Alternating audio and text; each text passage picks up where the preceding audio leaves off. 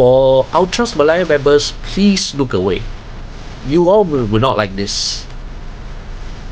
Can you imagine a fan being elected into the highest decision making body at any football association around the world? Any fan.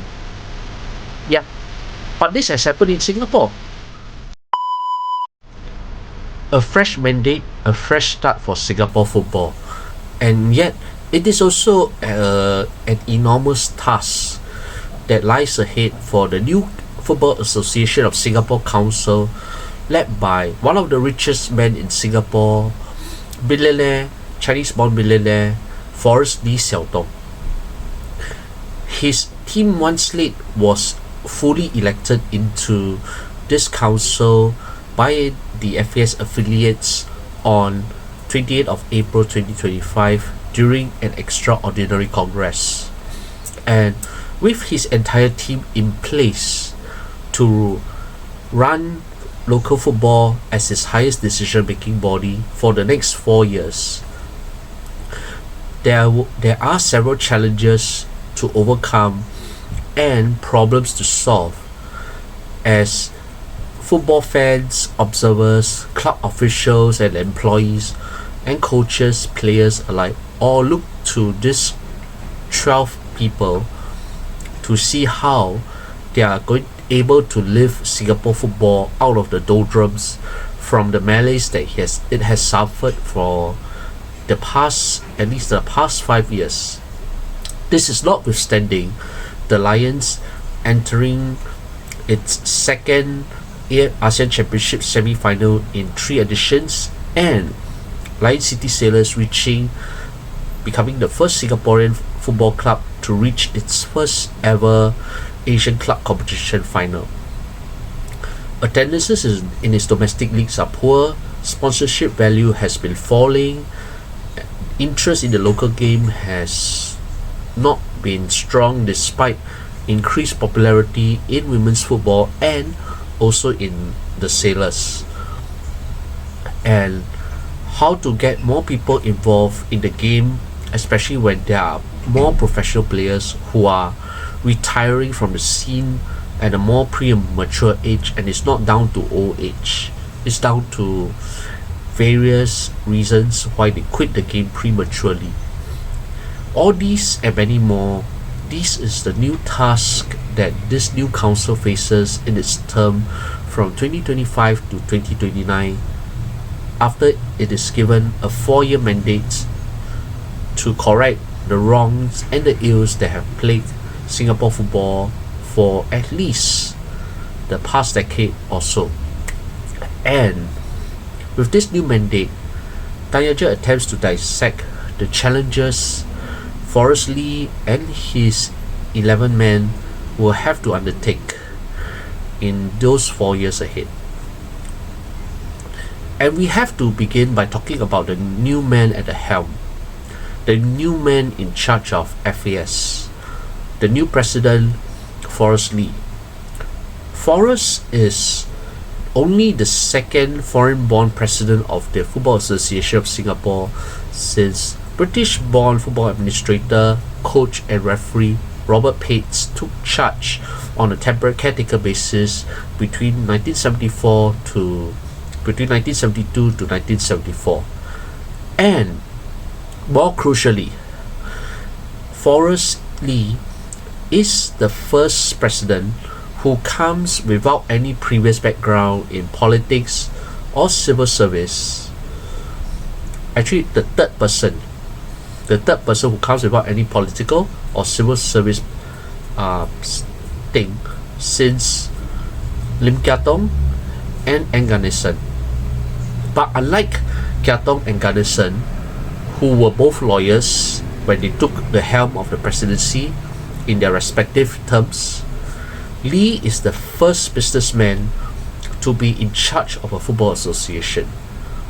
And given that he's one of the richest men in Singapore and the owner of New York listed internet company C Private Limited, it is interesting to see what this Chinese-born billionaire can do to revive the ailing state of the Singaporean football interests and football and the almost non-existent football economy.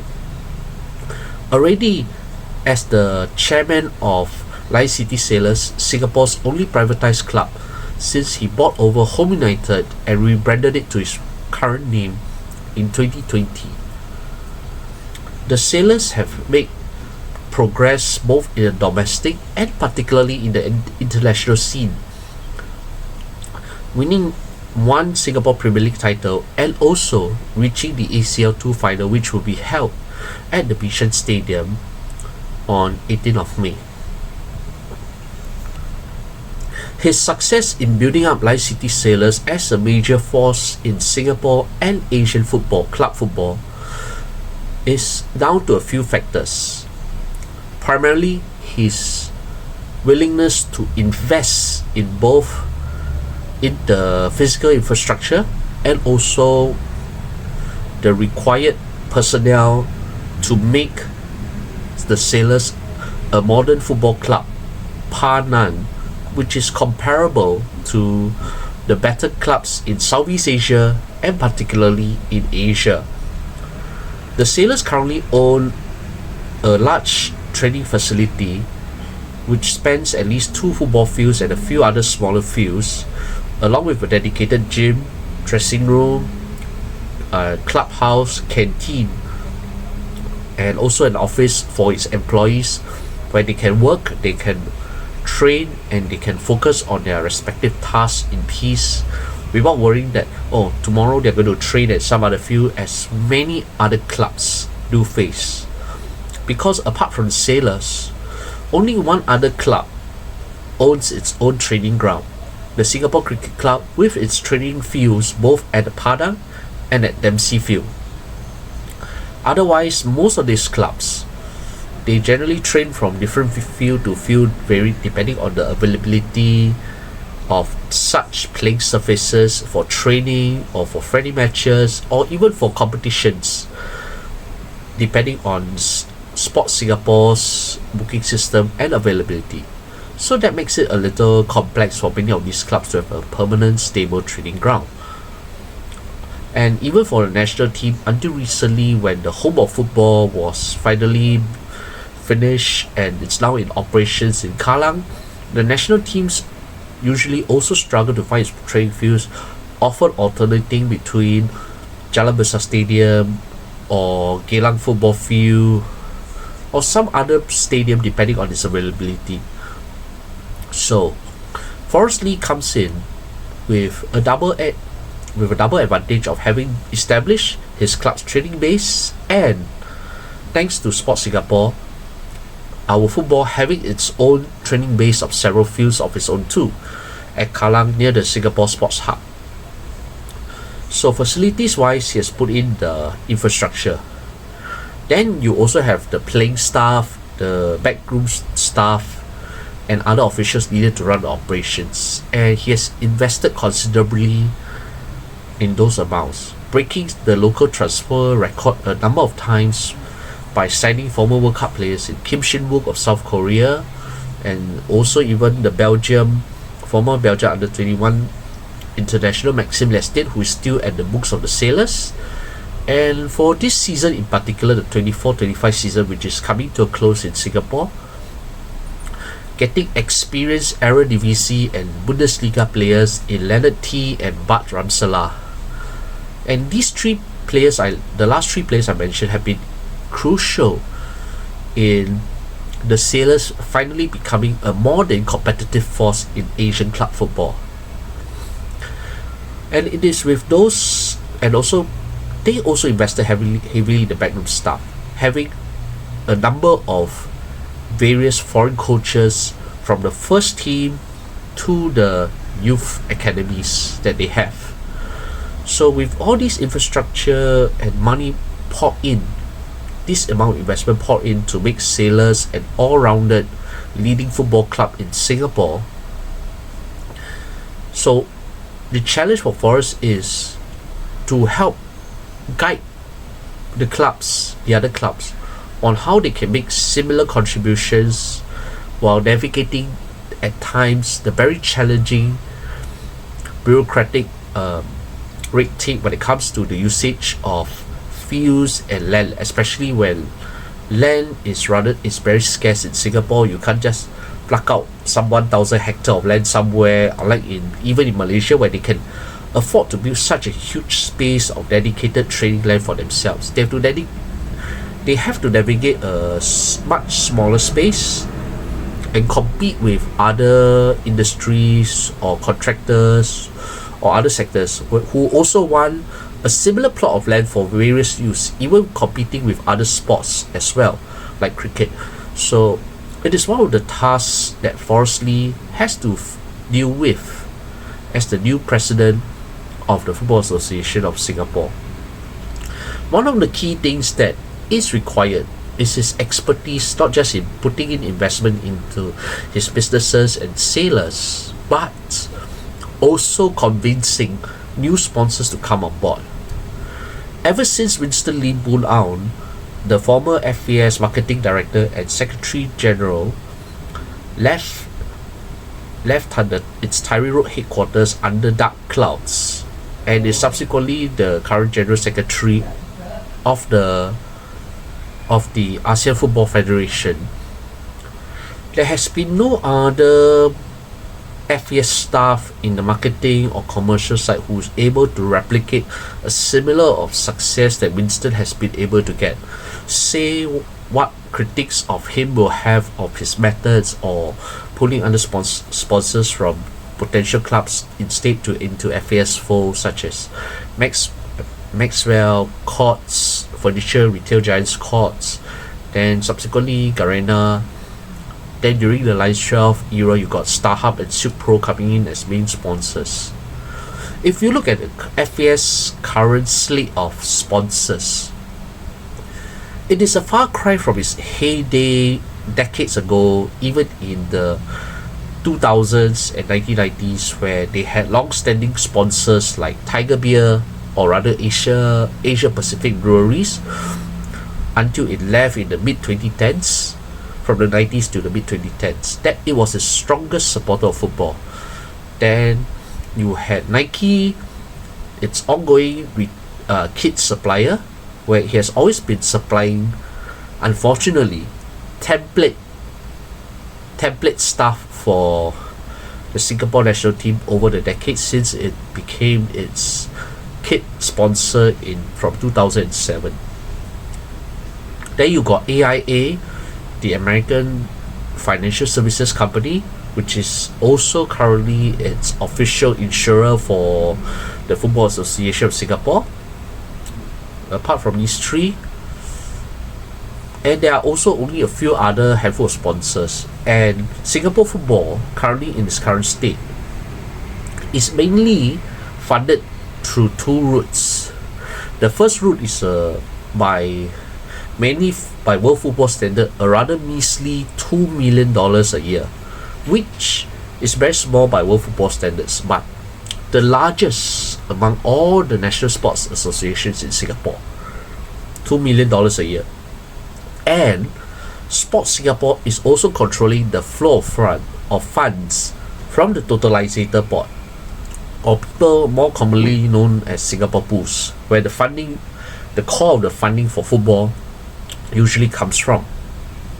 And it's not a straightforward task, because after the jackpot saga that involved the now new Vice President Bill Ng, Winston Lee, former FAS President Zainuddin Nordin, way back in 2017, where I think the Commercial Affairs Department and other authorities were quite amazed to hear that despite being an amateur company, Hougang United affiliate club Tiong Bahru FC Football Club managed to rake in $32 million a year through jackpot machines alone.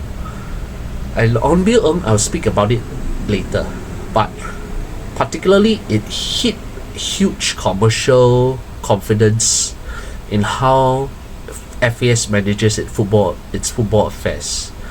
That's why when it comes to the sponsorship ratings, its confidence in running the show, it is at its all-time low. And what does Forrest have to do? he has to bring in new sponsors. He has to bring in new investors who are willing to put in some money into the Football Association of Singapore so that it can grow its programs or even grow its coffers to a larger scale than it ever has under Winston Lee's supervision. And it's not going to be an easy task because fans will demand money to be invested to help improve certain things, whether it's in providing more courses for coaches, for administrators, for aspiring referees, for other jobs in football including video analysts, physiotherapy, sports science, these critical areas, women's football also. You need this money to keep these programs going.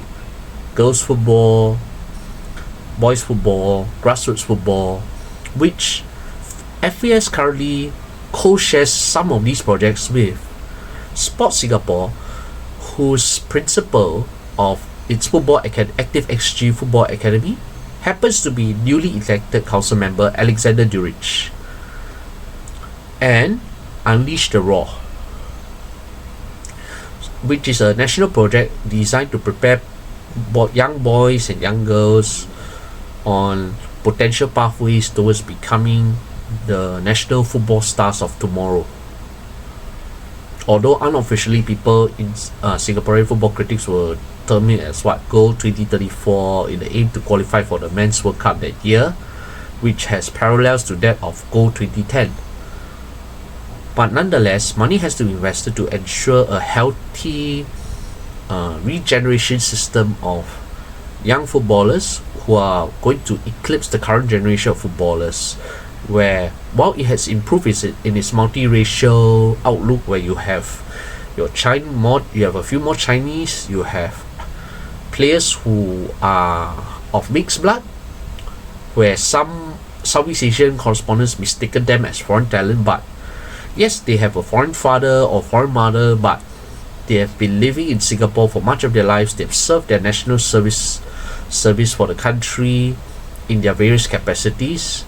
Those mixed blood players have now formed a new core of national team players in the dwindling player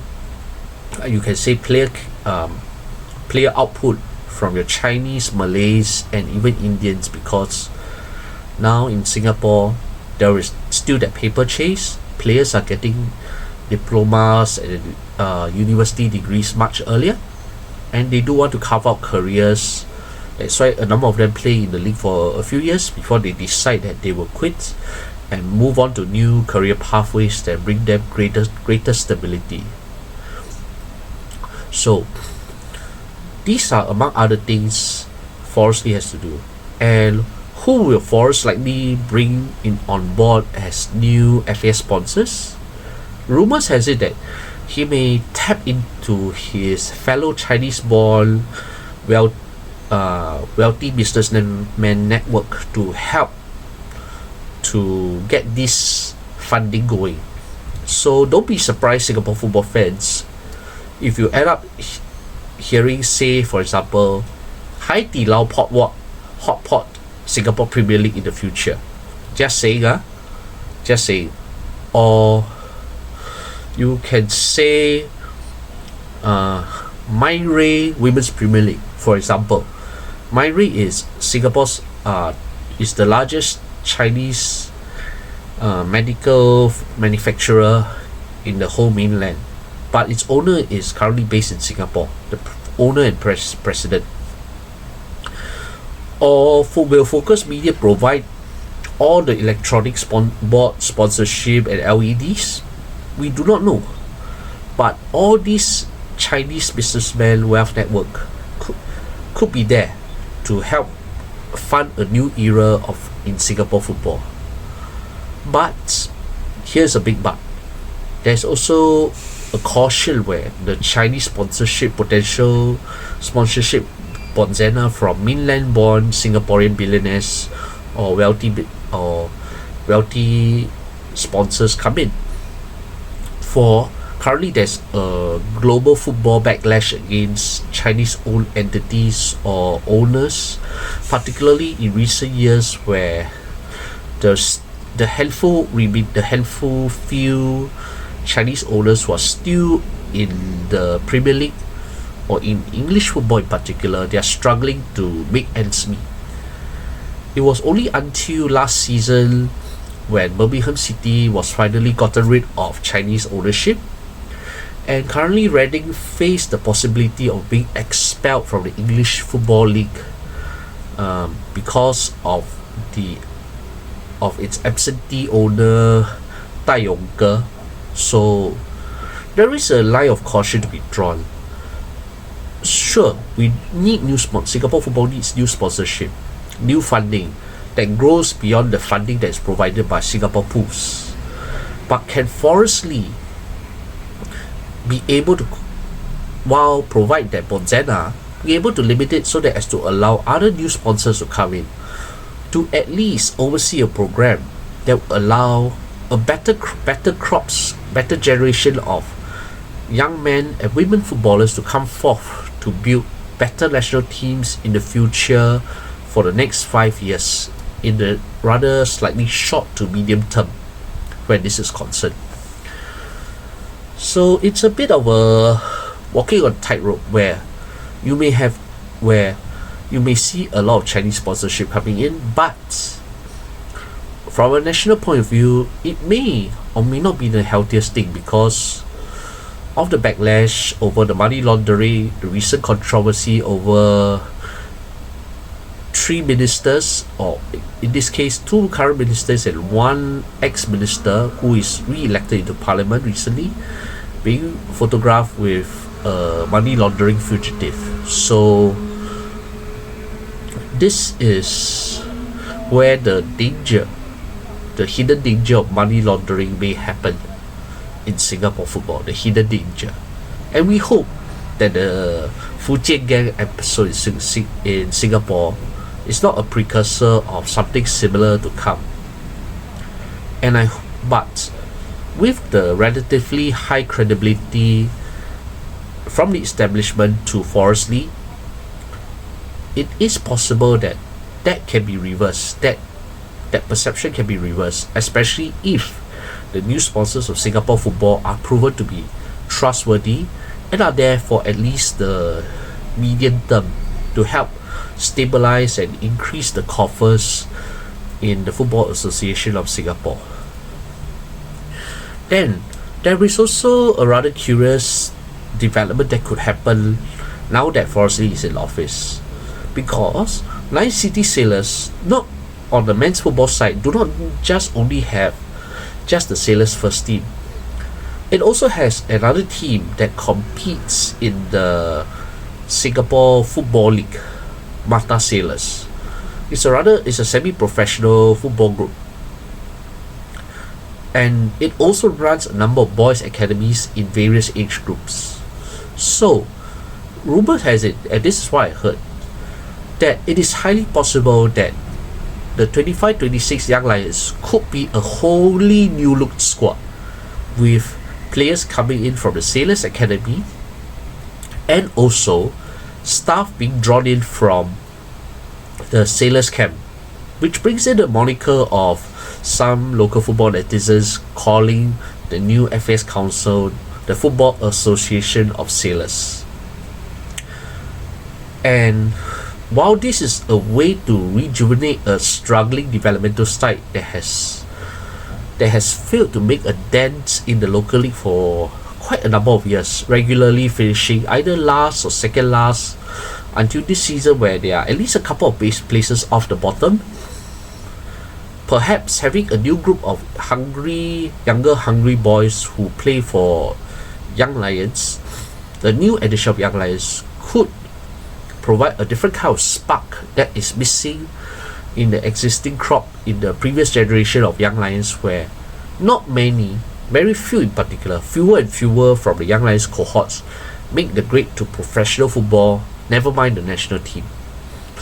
So this is another interesting development to look at when it comes to the immediate task that Forest Lee has both in finances and in terms of youth development. And given that now Forresty is in charge, he could move a number of his key personnel from Mata Road to Tyrant Road to help reformulate the kind of football structure and system that has worked well at Mata Road, to redevelop Singapore football to a new acceptable level at Tyrant Road, especially in its own youth national team programs. And who knows, Forest's key football lieutenant, Luka Lalic, he might end up being the one moving on to take over possibly as a new technical director and potentially reshaping the way how Singapore football is being run from a technical point of view. So, from Forresty, we move on to a few other key personnel who are in this council, whose appointments are a bit eyebrow-raising, mostly for good reason, but for one of them, not so, from Tanya J's opinion. But first, I move on to one of the new vice presidents in the FAS Council, Haris Harun. I know it's very rare for an active player in anywhere around the world to be included in the leadership council, in the leadership core, in any football association's governing bodies. But in this case, the appointment of Haris Harun as a vice president is actually not surprising. In fact, it has been coming in a way for a while, and it's not just merely because he is a former national team captain. It is not just that. In recent years, he's also a football activist, he's also a social activist. When I talk about football activism in his role in this 34-year-old's overview, it is more about wanting to help the players improve their individual fortunes, especially when players struggle to get playing time, when they are out of favour, and maybe when they see their football futures looking very bleak and they do need a new path to enter into the wider society away from the game, to provide coaching, training opportunities outside of football for the players. Haris Harun has been quite privately vocal and active within this circle, within the local football scene in this regard. In fact, he was, for a period of time, the president designate of what was supposed to have been the Singapore chapter of the World Footballers Union, the Professional Footballers Association, the PFA. So where that is concerned, he has been quite active in this area. I've heard him speak at least once on this behind closed doors on the issues that are quite close to his heart when it comes to player welfare,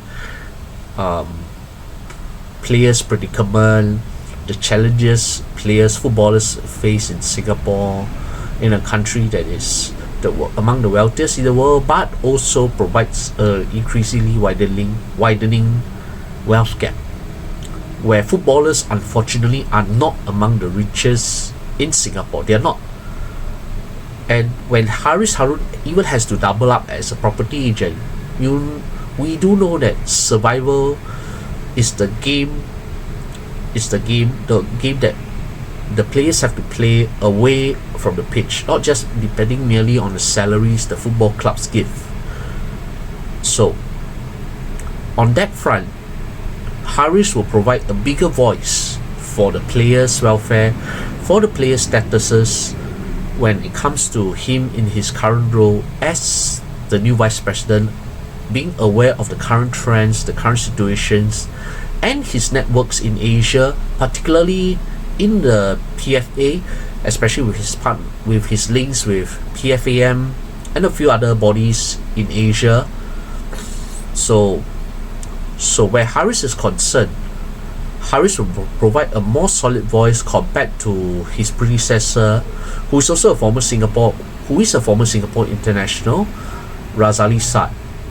To all credit, while with all respect to Razali Saad, the only problem is Razali Sat is not always at the forefront of the footballers players issues, and is probably more attached to his generation, his cohort, rather than the situation that the current players face when it comes to football affairs, the current football affairs of the day. And Haris is much better placed in this role as a vice president than his predecessor ever did.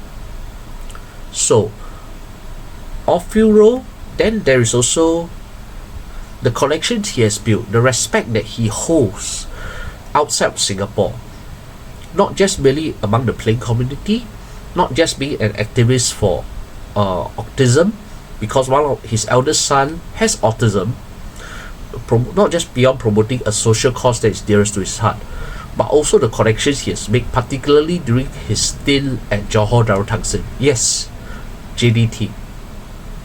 His excellent relations with the region of Johor, Tunku Ismail Ibrahim, is key, could be key to a new era of relations between JDT and FAS, could be the new bridge, alongside former JDT players like Baihaki Kaizan, Sharil Isha, or even in the various previous iterations of JDT in whether it's Johor FA or Johor FC, in Hasnim Haron, Aini Iskandar, one of the other newly elected council members, or Amal Latif Kamarudin for this instance. So it's indirectly building that gap and also promoting stronger bilateral football relations between the Football Association of Singapore and the Football Association of Malaysia. So he is that new bridge that could provide the new fulcrum of a new era of improved relations between these two countries. So do not underestimate what Haris can do as a vice president. Really, he's going to do a lot more than what his role suggests. And who knows, he might even become the new FAS president one day. Yes, with what he has been doing so far, we can see him becoming an FAS president one day. So mark my words where this is concerned. Then I move on to the two club presidents who also are part of the new council.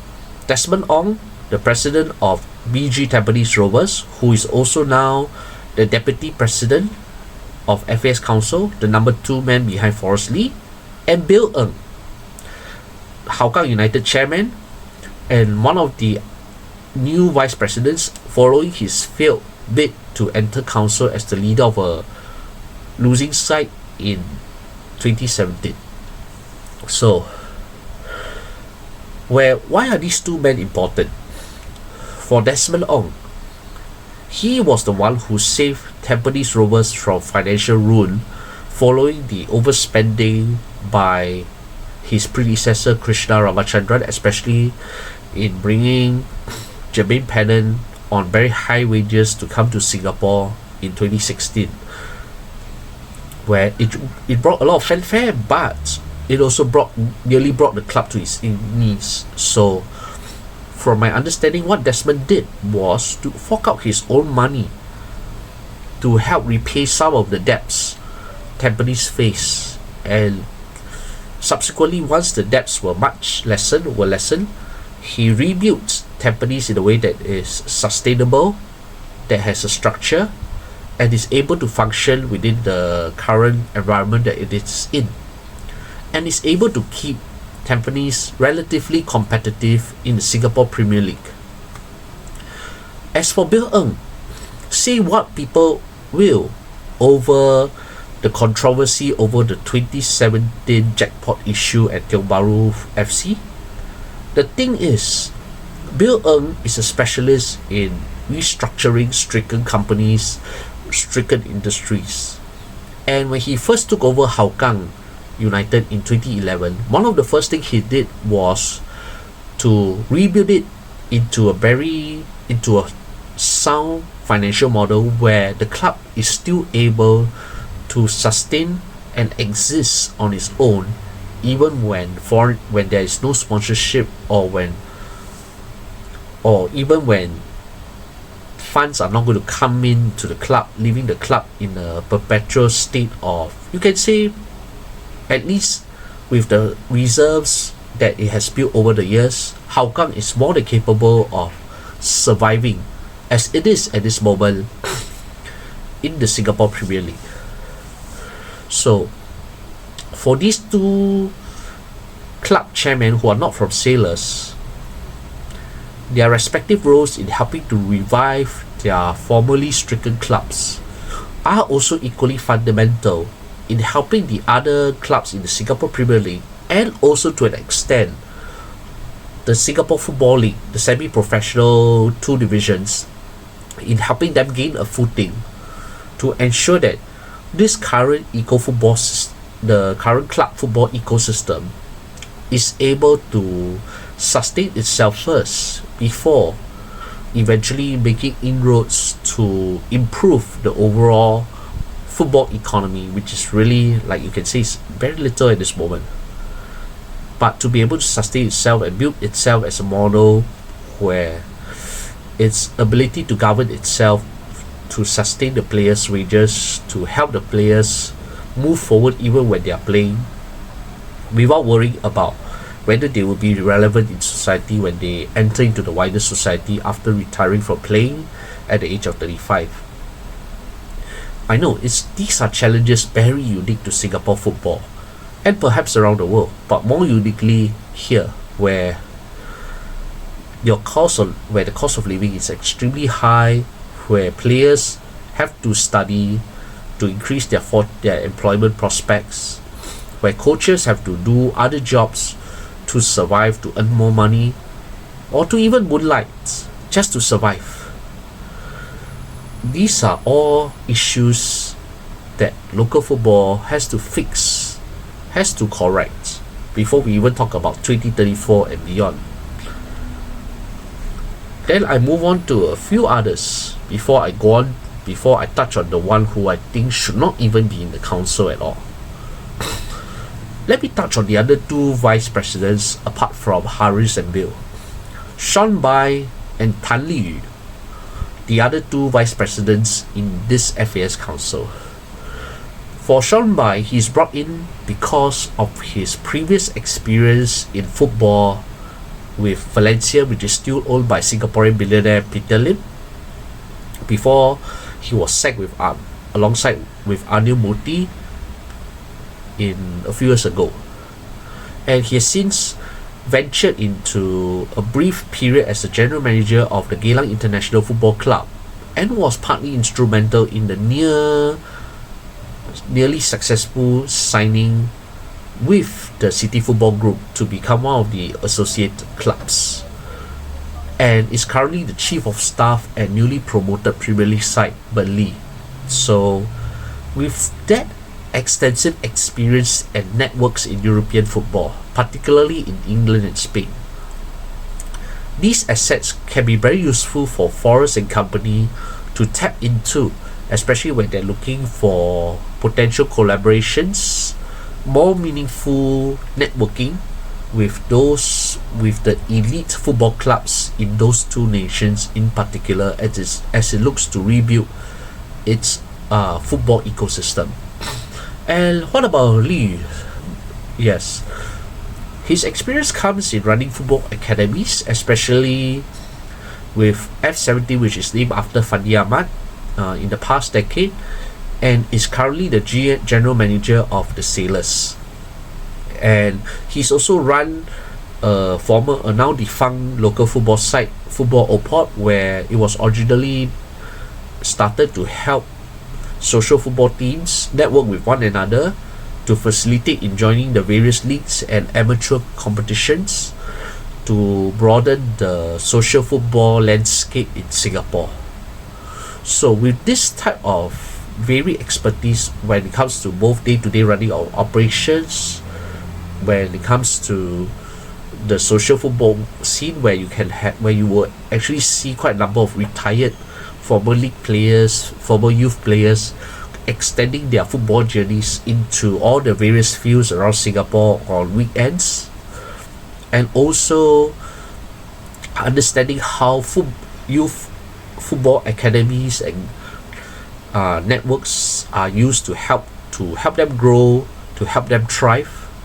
This is the different type of expertise that Li Yu will bring onto the plate. So, in short, when I talk a bit about the leadership scheme, it's going to be quite vast and broadly experienced in these areas. But the challenges that Forrest Lee himself faces, it's a lot bigger than those skill sets they bring. So, in particular, the financial situation, the football diplomacy that has been quite lacking. I mean, when sponsorship networking as well, which has also been quite subpar in Singapore. These are things that Forrest, Harris, Desmond, and Bill will all bring to the plate, along with Sean Bai. So these are the 5 most critical players for this new council where it is concerned. Then there is also the only female representative in the council, the head of women's football at the Sailors, Yong Xiaoxian, a former Singapore Women's International and national team head coach.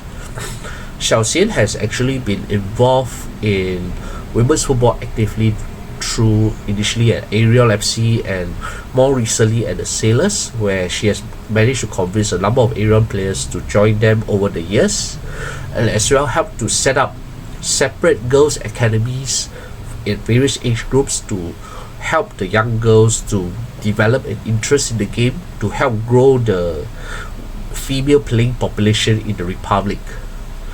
While her role, her expertise, and her viewpoints are going to be different from veteran football administrator Julie Teo, who is the outgoing member of the women's member of the council.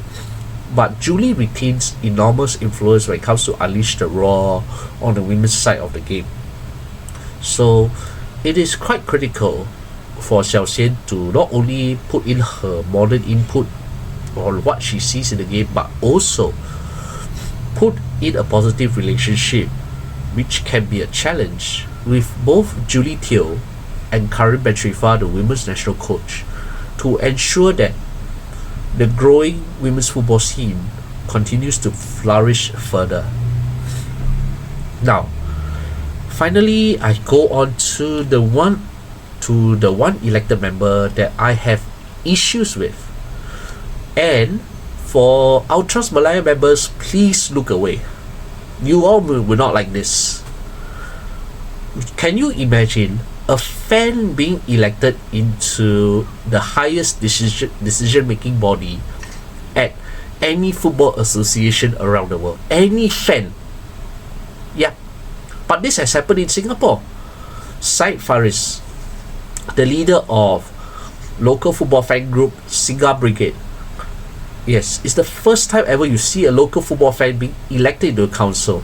And he is one of the reasons why the non-slate member James Lim is ousted after collecting the lowest number of votes among the possible numbers for the individual seats, where there were five from Team 1 and James Lim the only one from who is outside of the slate, and the non-slate member lost. The part of the reason was down to Syed Faris. It's like, can a fan really make a dent inside FA's council? I have my huge doubts. I have heard from my Malaysian football friends where it's like, I mean, Ultras Malaya, can you imagine one of their own being elected into the FAM council? Yes, this fan is going to be privy to a lot of things, insider things that is happening. But fans being fans, sometimes fans will, especially the hardcore ones, sometimes they're going to have their own opinions on the matter that is outside of the tradition, the conventional narrative, or even outside of what the football public or the general public knows. And as the representative of the football fans, having not been able to galvanize the entire national stadium to sing along with them, is he able to convince those fans from within to be able to understand what this council is going to do for the next 4 years? Or is he going to bear the brunt of siding so much with authority that, for the better or for worse, being seen as a traitor to the system, to the football fans network? Because it's a pity that the non-Slate fan is not elected in, because the non-Slate fan, James Lim, I know him. He comes in with professional experience. Yes, he has been involved in governmental organizations like the People's Association. He's also a career coach. He's still involved in the corporate world, even as an active agent. And he has also run a football club before as the chairman of Woodlands Lions, and was also a fan of Woodlands Wellington Football Club. So with his professional and football expertise, James Lim was a lot better placed than Syed Faris, who has no known professional background. We don't know what he does for a living. We have no idea what he thinks about the football administration as a whole before he's elected into the council. We have no idea what this fan representative really thinks of Singapore politically as a whole, or whether it comes to diplomatic relations, football relations, the various struggles between FAS, Sport Singapore, Unleash the Raw, the tribamate that runs football in Singapore right now. Does he even understand the need to get the current football fans who have their own agendas on the board, and more crucially, on the same page where the more radical ones may find themselves being opposed to? It's a massive challenge, and I have grave doubts Syed Faris will even be able to make a dent. I mean, Ultras Malaya, you will definitely understand what I'm talking about. I mean, imagine one of your own getting into FN Council and suddenly ending up being an official spokesman for the FAM Council instead of your fellow Ultras. That's the line of thinking, but unfortunately in Singapore's context, the local football fans landscape is like this. Yes, it's that small. So will Syed Faris be able to influence them to sing on the same page as the council? Or will we see quite a few divisions which the whole larger part of Singapore is not going to bother about, apart from, once again, the petty politics that once plagued the rival football fan groups between Exclu Singa and Lions all the way back in the Lions 12 era? We do not know. But while the intention of getting a fan on board to hear from a fan's perspective is ideal, but I don't think it's going to really work where Syed Faris is concerned. I have my doubts, but I hope Syed Faris can prove me wrong during those 4 years as a representative of the fans in office. And with that, I wrap up all the analysis, and from what I see are the challenges that this new Football Association of Singapore team in charge of Singapore football is going to face at least for the next 4 years during its term in office. I do wish all the members inside the council the best. I do hope that it's going to be a lot better than what had happened under Bernard Richard Tan Kok Yang, who ran it, and also from his predecessors. It's a different term, it's a different team, it's a different outlook from the consensus building era of various forces, including the now former council members who are already old in age, Tavanese Selvaratnam and Datuk Teo Hock Sing. They are already no longer in office because of their age, for the latter, the health issues.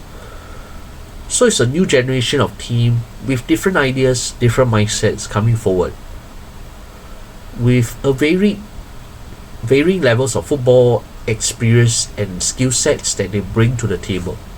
Now, over the next 4 years, we'll see whether they can, at least at youth level, provide a flip that has been quite lacking for a number of years.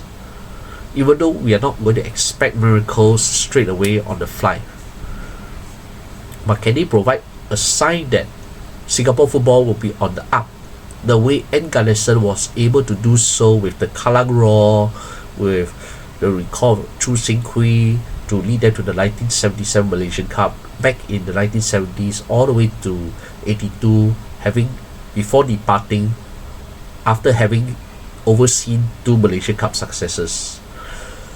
In this era, we are not talking about Malaysian Cup successes. We could be talking about ASEAN Championship success and beyond. Asian Club competition, maybe finally qualifying for the Asian Cup. Who knows? But these are things that this new council can start building up from perhaps where we are. After all, can Singapore football really sink deeper? We don't know. But there is some early hope with this new team of 11 people. I'm sorry, Sci-Fires, I don't really have your confidence yet. So these are the 11, including Xiao Xian. And Tan Ye will be looking forward with keen interest in the affairs of Singapore football as well. And also, for the Malaysian side, lessons that they can learn from for the future elections as well. For that, signing off.